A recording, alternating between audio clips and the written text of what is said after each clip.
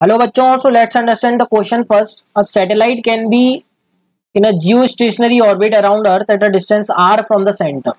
If the angular velocity of Earth about its axis doubles, a satellite can now be a geostationary orbit around Earth if the distance from the center is.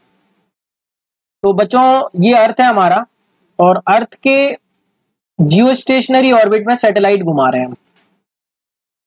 इसका मतलब जो angular speed satellite की होगी वो same होगी as that of earth.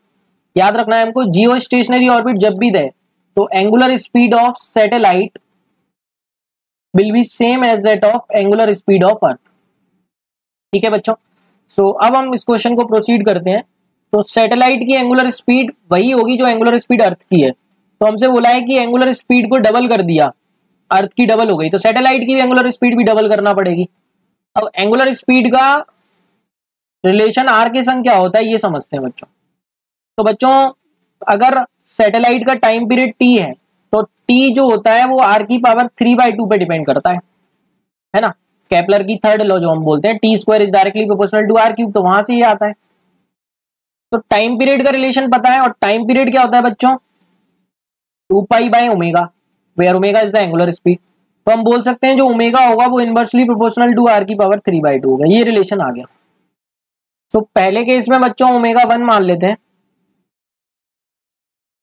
और दूसरे case में ओमेगा 2।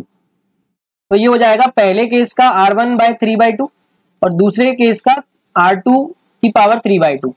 तो ओमेगा 1 कितना दे रखा है बच्चों, एंगुलर स्पीड डबल कर दी, मतलब इसको ओमेगा लिया तो इसको 2 ओमेगा ले लेते हैं, ओमेगा 2 को डबल कर दिया। तो r2 निकालना है, r1 r दिया है, तो ओमेगा से ओमेगा कैंसिल हो गया बच्चों। तो ये कितना आ जाएगा बच्चों, इसको हम स्क्वायर कर लेते हैं दोनों साइड, तो ये 1/4 हो जाएगा और ये r2/r की पावर 3 हो जाएगा।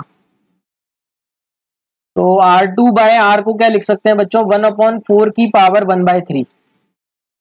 तो r2 जो आया डेट इज r/4 की power 1/3।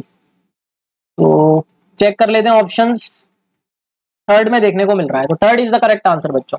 I hope you got the concept. Thank you so much and all the very best.